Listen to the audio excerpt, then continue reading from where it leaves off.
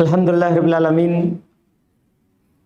Wassalatu wassalamu ala Rasulillah nabiyina Muhammadin wa ala alihi wa sahbihi wa man tabi'ahum bi ihsan ila yaumiddin. Amma ba'd. Alhamdulillah, kita kembali memuji Allah Subhanahu wa taala,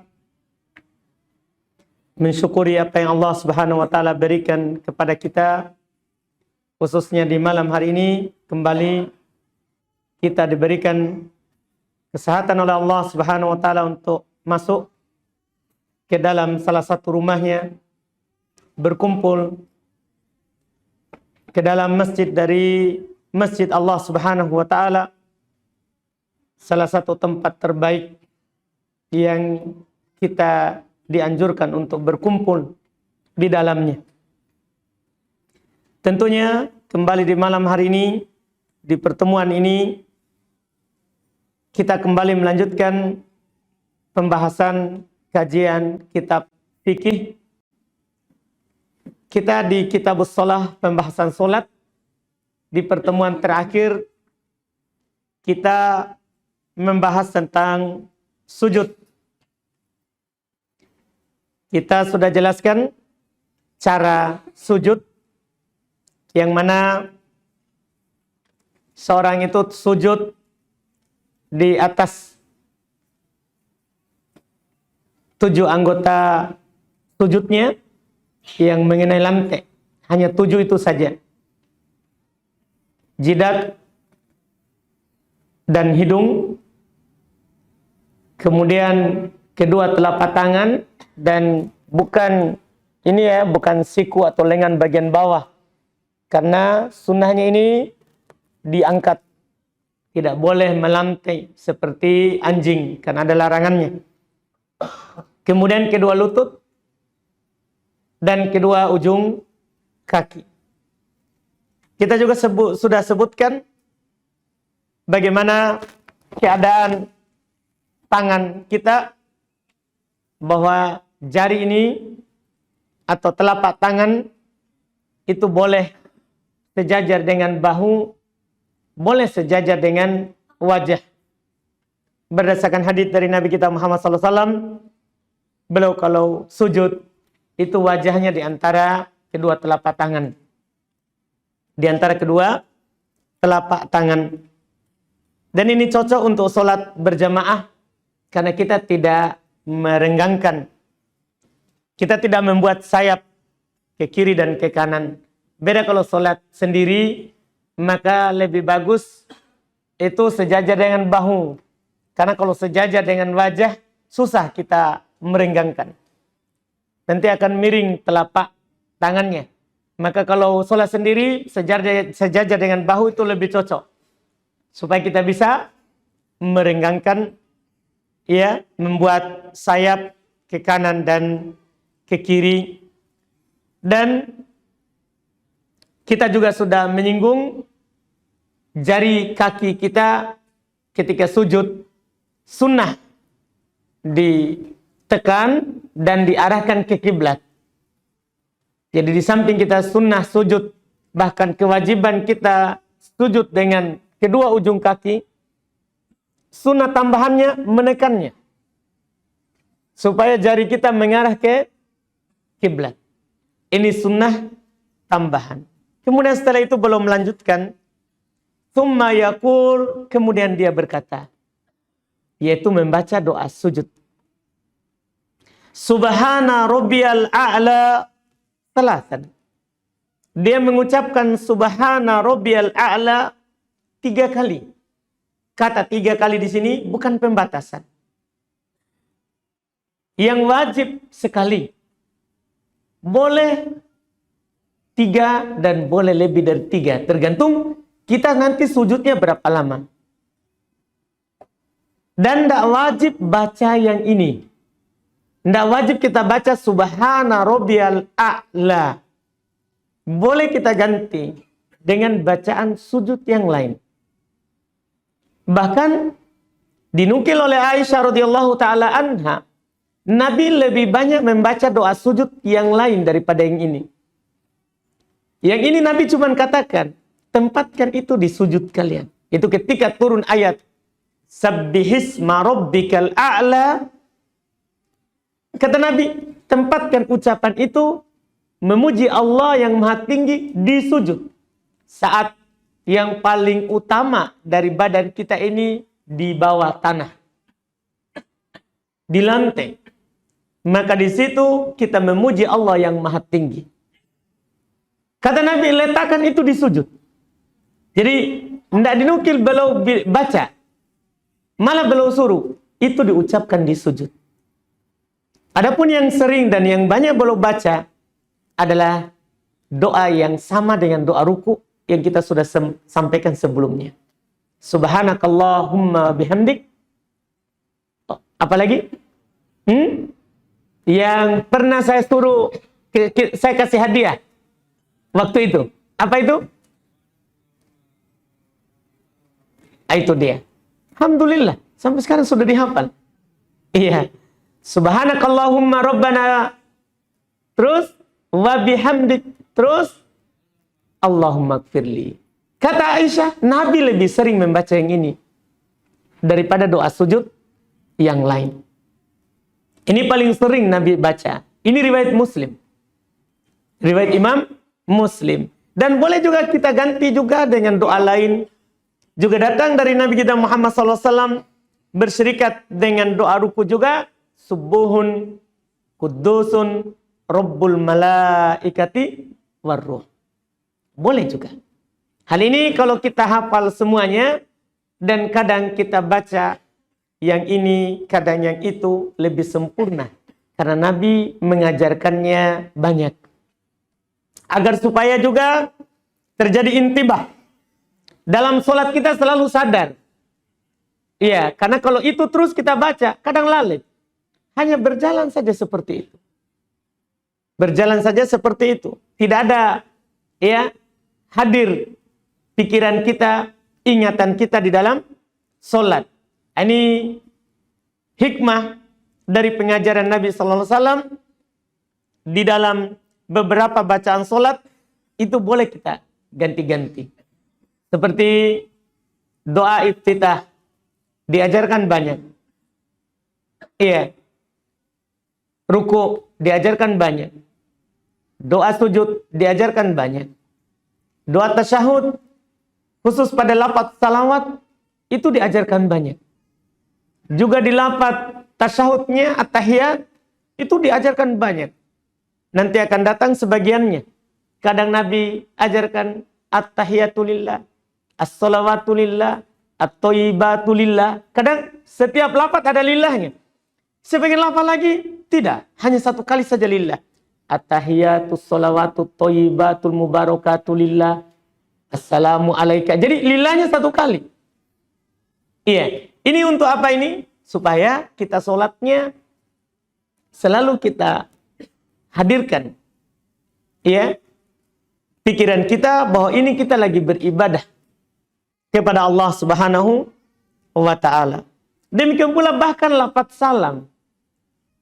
Boleh kita salam dengan salam yang berbeda dalam sholat kita. Boleh assalamualaikum warahmatullahi wabarakatuh. Lengkap. Boleh assalamualaikum warahmatullah. Boleh assalamualaikum. Semua itu dibolehkan. Dibolehkan dalam sholat. Supaya hadir makna sholat. Karena Nabi kan cuma mengatakan, penutup sholat adalah salam. Penutup sholat adalah salam. Nah, semua ucapan tadi itu namanya salam. Itu namanya salam. Ini terkait dengan doa sujud. Terus karena penulis tidak menyinggung di sini, perlu juga kita pahami dalam sujud itu dianjurkan untuk banyak berdoa. Semua sujud. Bukan hanya sujud terakhir. Karena sebagian kita kadang hanya sujud terakhir baru berdoa. Tidak. Semua sujud.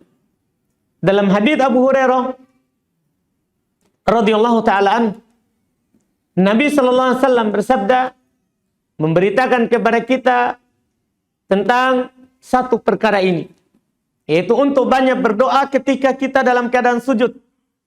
Kata Nabi, aqrabu ma yakunu bainal 'abdi wa rabbih wa huwa sajid. Paling dekatnya antara seorang hamba dengan Rabb-nya dalam keadaan dia sujud. Jadi ketika kita bersujud, itulah keadaan kita paling dekat dengan Rabb kita. Maka apa perintah Nabi? Fa'aksirud doa, perbanyak doa. Di situ.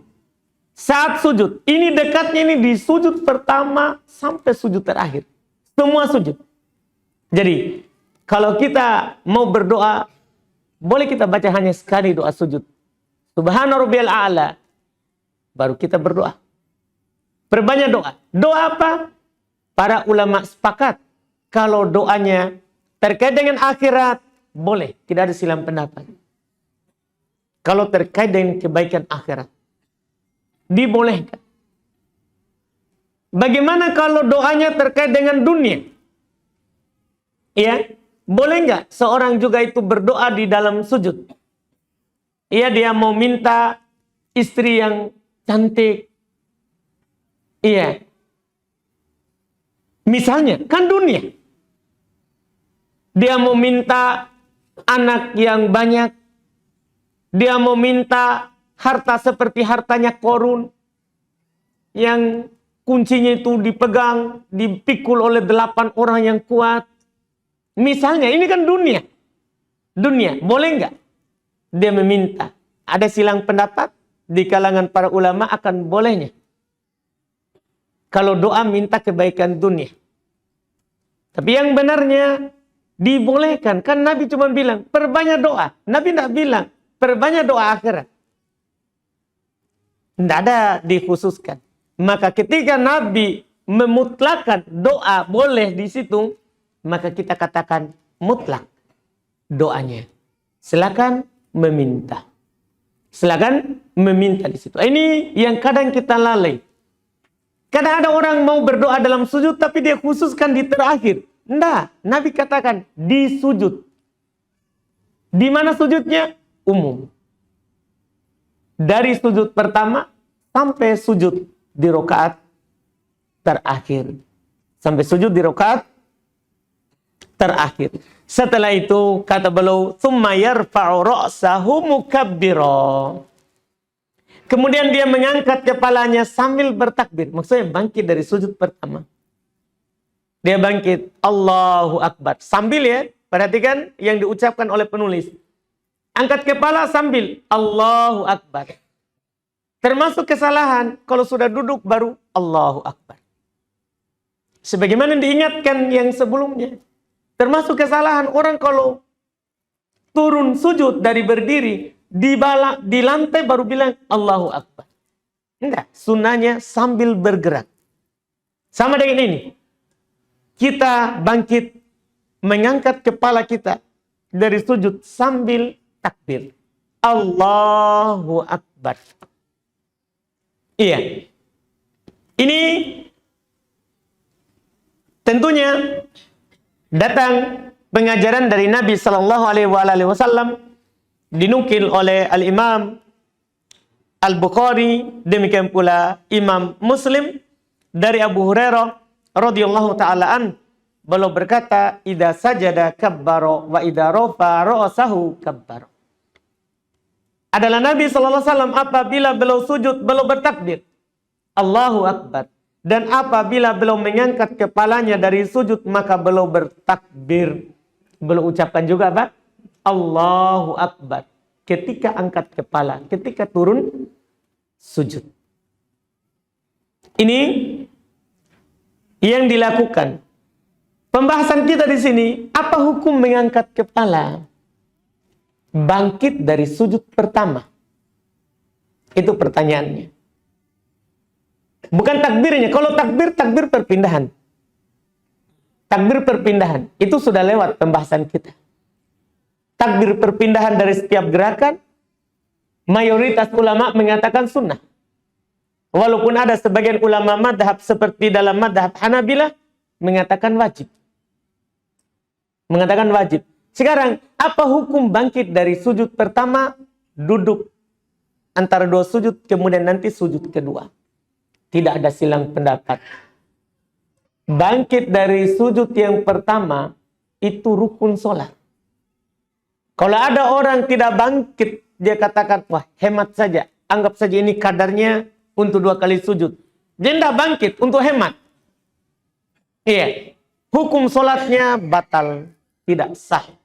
Karena Nabi SAW belum ajarkan kepada orang yang salah sholatnya itu, belum katakan sumasjud. Kemudian kamu sujudlah. Ketika sudah baca ruku, bangkit dari ruku, kemudian kamu sujud. Hatta tatma'inna sajidah. Sampai kamu sudah tumanina. Dibawa, disujud.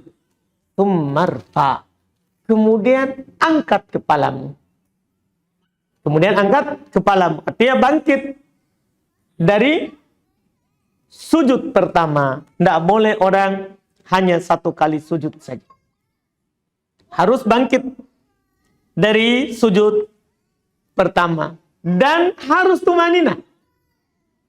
Sudah duduk lurus, baru boleh sujud lagi. Karena Nabi SAW belum katakan, hatta tastawiya qaida. Sampai kamu sudah lurus berdiri. Tidak boleh masih bengkok langsung sujud kembali. Tidak boleh. Harus sampai lurus. Dan tumanina. Baru boleh sujud lagi. Baru boleh sujud lagi.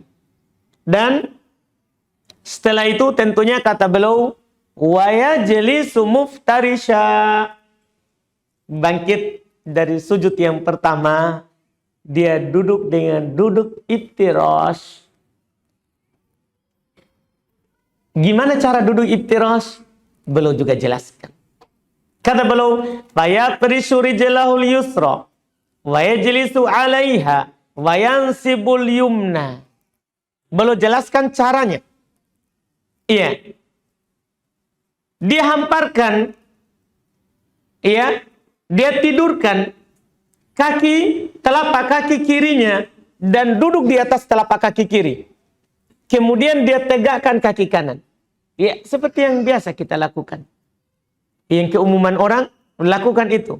Walaupun kadang di awam kita lihat dua-duanya dia tidurkan. Kakinya baru dia duduk di atas keduanya. Itu tidak masalah juga. Tidak ada masalah. Karena cara duduk ini sunnah. Artinya kalau ada orang tidak melakukannya, tidak ada masalah dengan sholatnya. Hanya saja dia tidak melakukan sunnah. Sunnahnya itu, kaki kiri, telapak kaki kiri itu ditidurkan dan duduk di atasnya. Kemudian kaki kanan diberdirikan. Kaki kanan diberdirikan. Ini sunnahnya. Duduk iftirash namanya. Duduk iftirash namanya. Cara duduk yang seperti ini, itu yang dicontohkan oleh Nabi kita Muhammad sallallahu alaihi wasallam.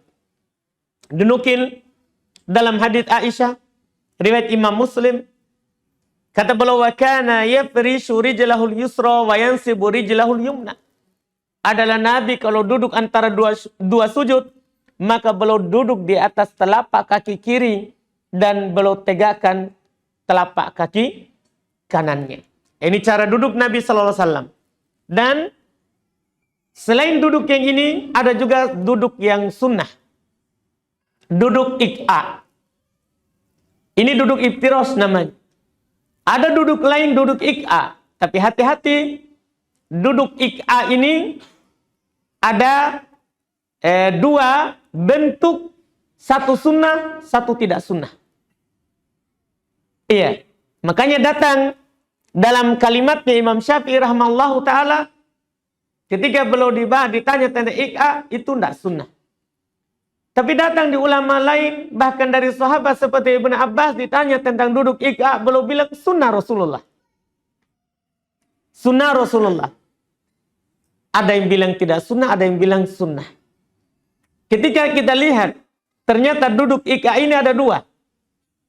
Ada duduk iq'a yang sunnah, ada duduk iq'a yang tidak sunnah.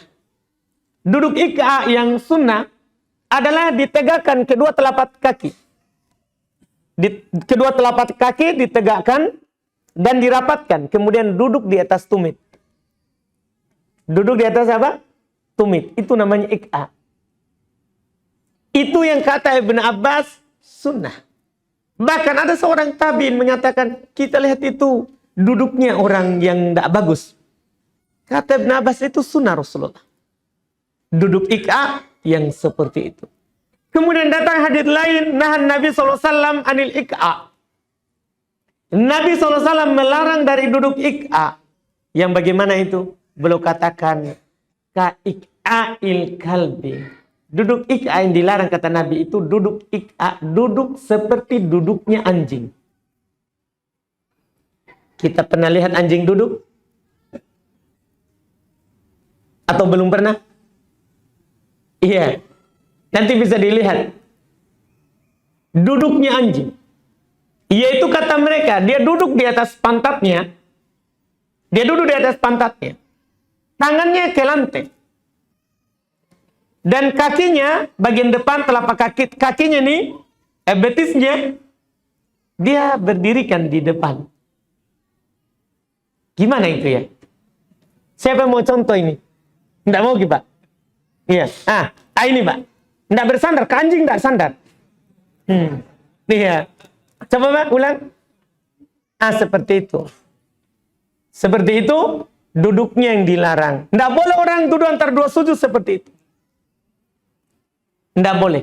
Walaupun kita katakan, kenapa kita bahas ini yang nggak boleh? Karena para ulama sebenarnya sepakat. Duduk antara dua sujud boleh dalam keadaan apapun bentuknya. Bahkan boleh duduk bersila. Boleh. Itu boleh. Hanya yang sunnah dua. Yang dilarang satu.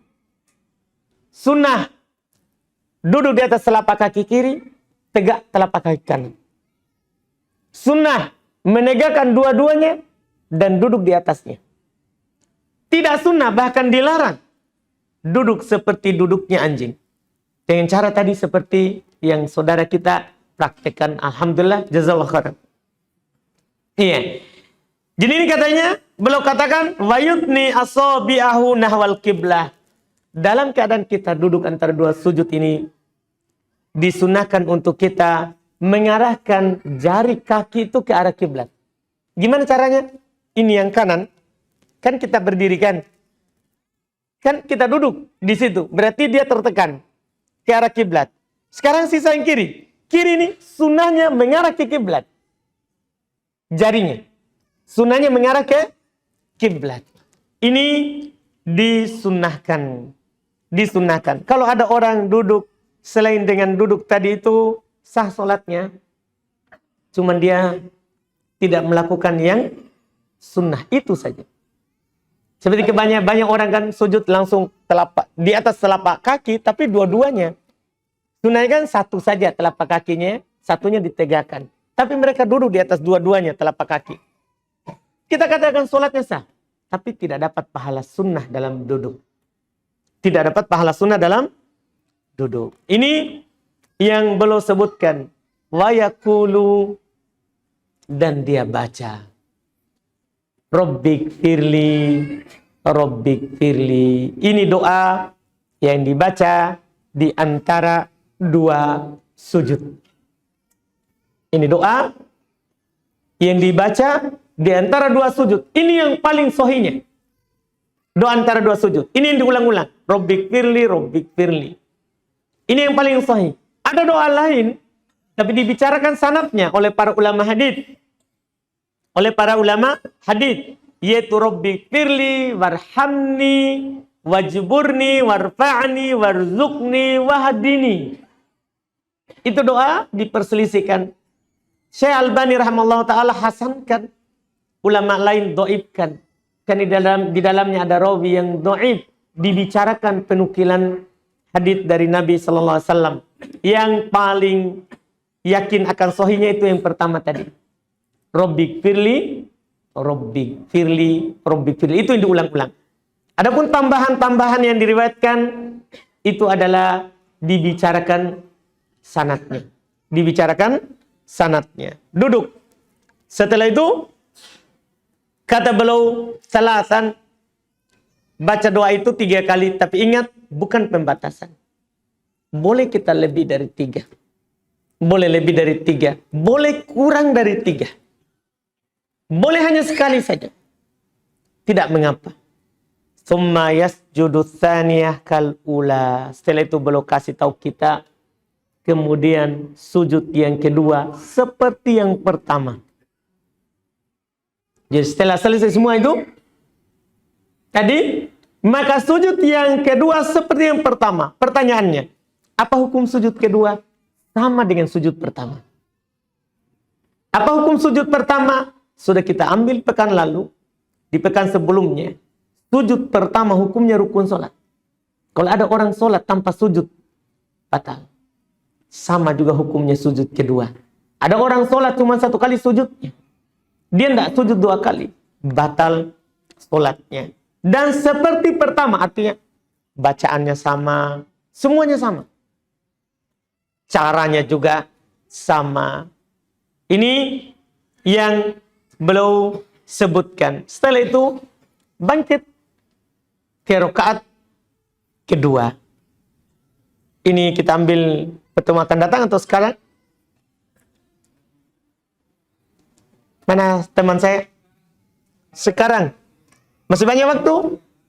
Baik, alhamdulillah. Jadi kata beliau, tsumma yarfa'u ra'sahu mukabbira. Kemudian dia angkat kepalanya dalam keadaan bertakbir. Maksudnya dari sujud kedua. Dia angkat kepalanya, takbir. Wa yanhad qa'imah. Kata beliau, dan langsung berdiri ke rakaat kedua. Iya. Di sini ada satu pembahasan dari ulama fikih. Apakah duduk istirahat dulu baru berdiri? Maksudnya dari sujud, kan sujud bangkit, Allahu Akbar. Apakah duduk dulu atau langsung berdiri tanpa duduk? Ini yang dibahas oleh ulama kita. Para ulama silang pendapat. Pendapat dalam madhab Hanabilah, orang-orang Hanabilah, pengikut Imam Ahmad, tidak sunnah duduk istirahat. Tidak sunnah duduk istirahat. Sunnahnya itu dari sujud kedua langsung Allahu Akbar, langsung berdiri. Langsung berdiri. Tidak duduk istirahat. Ini pendapat. Sementara Imam Syafi'i, dan ini yang diikuti oleh para pengikut madhab Syafi'i, dan ini merupakan pendapat dari mayoritas ahli hadis, ini dipilih oleh Syekh Abdul Aziz Ibn Baz. Mereka berkata sunnah duduk istirahat. Ini dalam madhab Syafi'i. Dan dipilih oleh Syekh Abdul Aziz rahimahullah. Sunnah duduk istirahat sebelum bangkit berdiri. Iya, sebelum bangkit berdiri. Kalau kita madhabnya Syafi'i, di kalangan awam seharusnya juga begitu. Jadi tidak langsung berdiri, tapi duduk. Dulu baru berdiri. Duduk sejenak. Dan untuk menentukan mana pendapat yang kedua yang kuat dari dua ini, maka tentunya kita lihat hadis. Kita lihat hadis. Orang yang menyatakan tidak sunnah, kata mereka tidak ada yang meriwayatkan hadis akan sunnahnya kecuali 1 orang saja dari sahabat, yaitu Malik ibn Huwairith.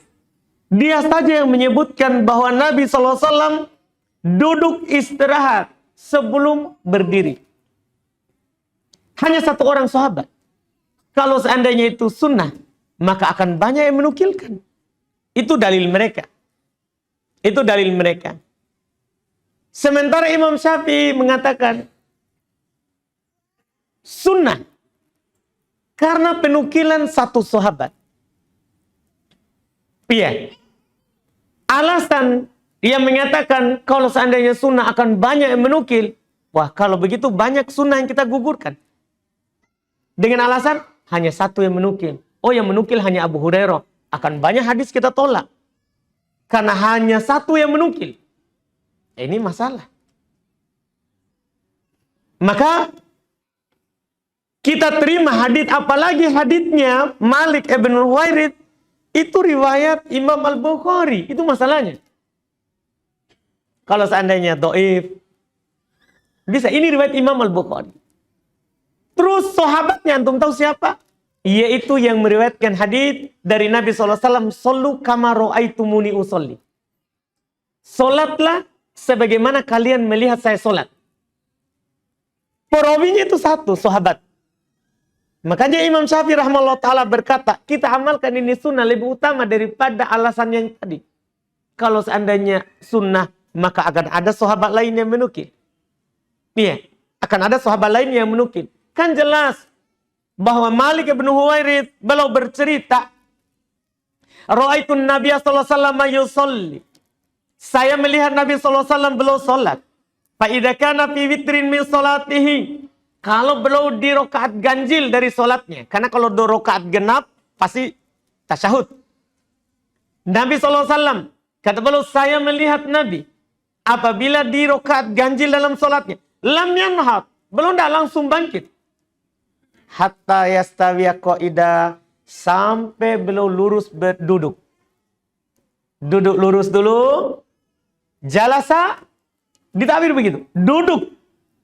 Wa atamada alal ardi tsumma qama. Kemudian beliau bersandar ke tempat sujud dan beliau berdiri.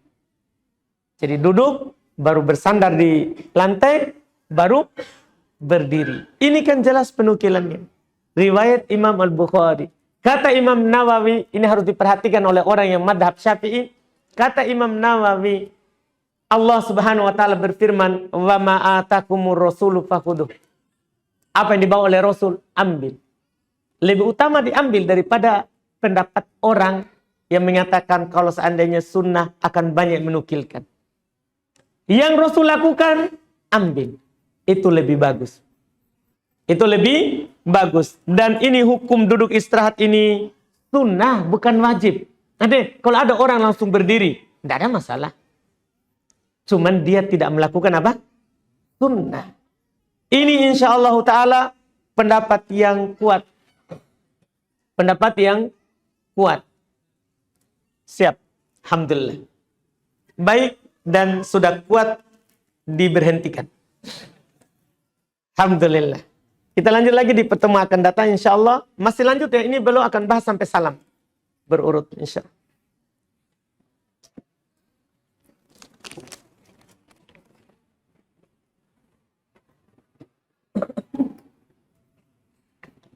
Pertanyaan titipan. Apa hukumnya menikahi anak dari sepupu 2 kali? Sepupu 2 kali. Keponakan. Jangan sepupu 2 kali, sepupu sekali. Boleh kita nikahi. Yang penting tidak ada persusuan. Kan sepupu bukan mahram. Dia boleh dinikahi. Boleh dinikahi. Iya, ini apalagi ini sudah 2 kali. Sepupunya sudah 2 kali. Artinya sudah jauh. Iya, sudah jauh.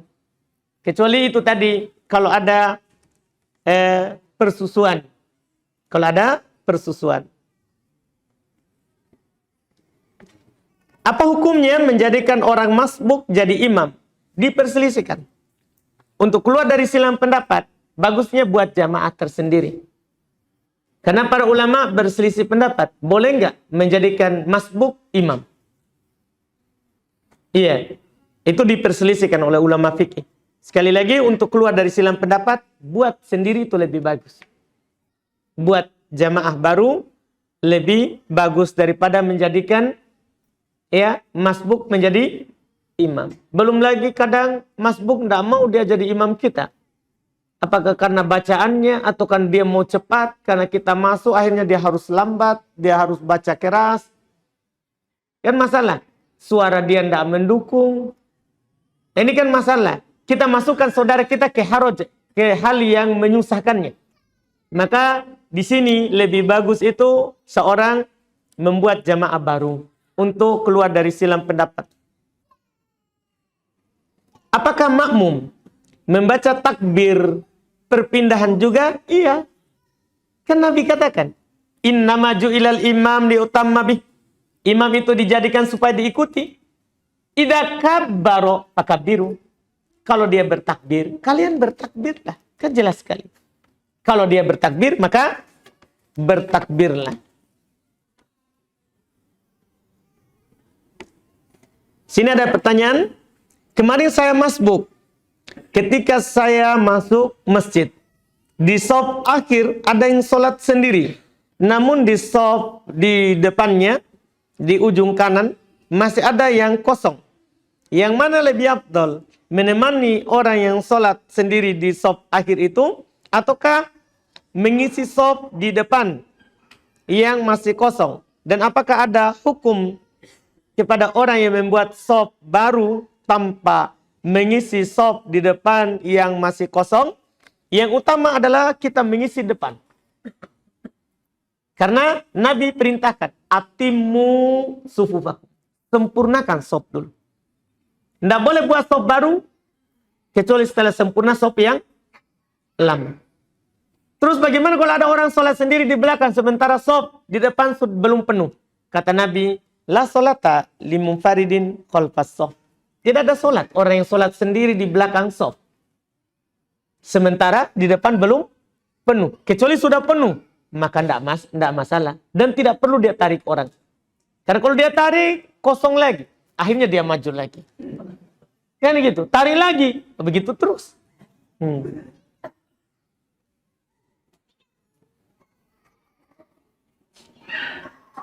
Di sini ada pertanyaan, menepuk pundak terlebih dahulu yang mau menjadi imam kita, atau bertakbir terlebih dahulu lalu menepuk pundak yang mau menjadi imam kita. Menepuk dulu baru takbir. Iya, apalagi dalam mazhab Syafi'iyah tidak boleh hal itu. Karena dalam mazhab Syafi'iyah kalau sudah takbir tidak boleh bergerak. Tidak boleh apa? Bergerak. Iya, jadi tepuk dulu baru kita apa? Takbir. Di sini ada pertanyaan, jika imam kunut subuh, apa yang mesti kami lakukan? Apakah ikut atau diam saja? Diam saja kalau kita tidak berpendapat kunut. Jika kita tidak berpendapat kunut, maka kita diam sambil menunggu dia ruku. Karena berdiri dalam sholat juga ibadah. Berdiri dalam sholat juga apa? Ibadah. Kata Allah, wa qumu lillahi qanitin. Berdirilah untuk Allah dalam keadaan taat, tunduk kepadanya karenanya. Itu kalau kita tidak berpendapat. Iya, kalau kita tidak berpendapat, kunut.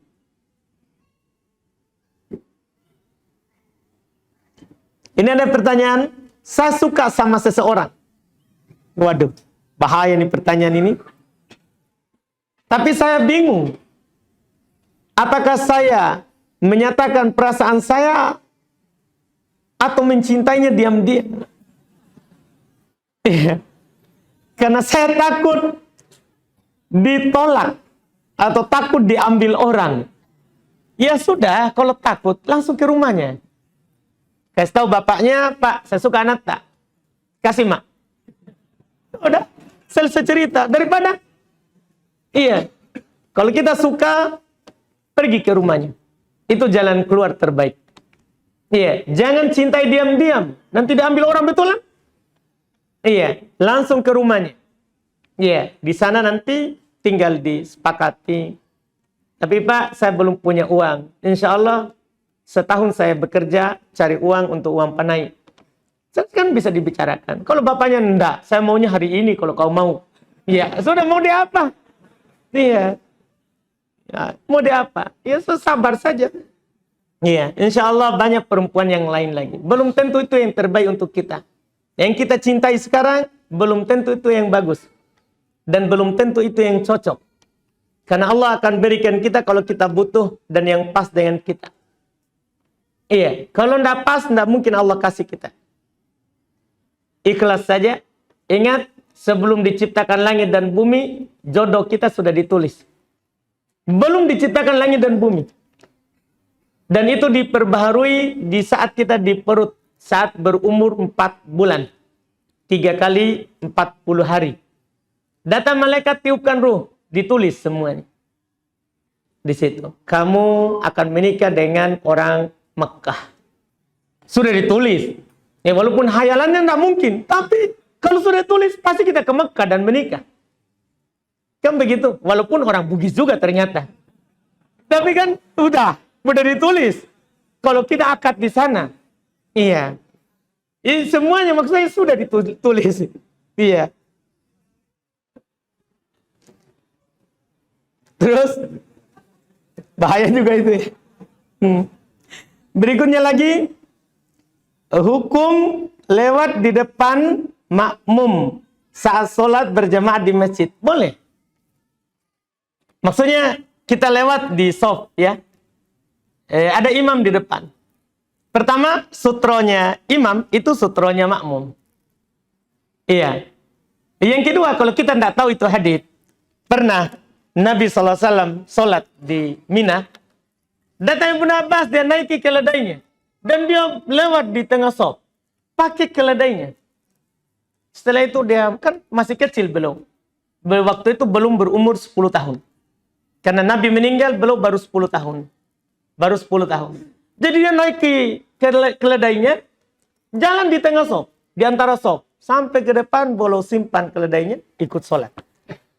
Ini menunjukkan bahwa melewati di orang sholat makmum tidak memutus shaf, tidak membatalkan sholat, dan tidak perlu makmum halangi. Tidak perlu makmum halangi. Wallahualam. Masih? Masya Allah, berkah hari ini ya.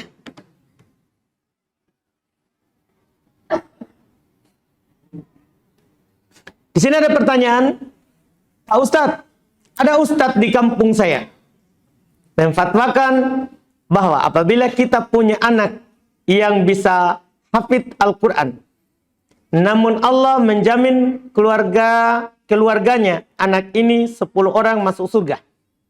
Sekalipun Allah sudah memvonis keluarga anak ini penghuni neraka. Apakah ini ada hadisnya Ustadz? Wallahualam. Kalau ada 10 orang yang dijamin. Kalau orang tuanya, ya ada. Ada. Bahwa orang tua dari penghafal Quran akan dipakaikan nanti di hari kiamat, ya, mahkota, ya, dari surga. Sehingga orang tuanya bertanya, dari mana ini? Dia bilang, ini karena anakmu menghafal Quran. Karena anakmu menghafal Quran. Kalau itu ada orang tuanya. Karena anak itu kan usaha orang tua. Bahkan itu usahanya yang terbaik. Lebih baik daripada yang lain. Anak itu usahanya orang tua. Apa yang dilakukan oleh yang dia usahakan ini, maka dia dapat pahalanya. Maka dia dapat pahalanya. Kalau itu boleh, ada hadisnya. Iya, ada hadisnya. Adapun 10 orang, bahkan di sini dikatakan walaupun sudah divonis penduduk neraka, wallahualam, itu terlalu berlebihan. Iya, terlalu berlebihan.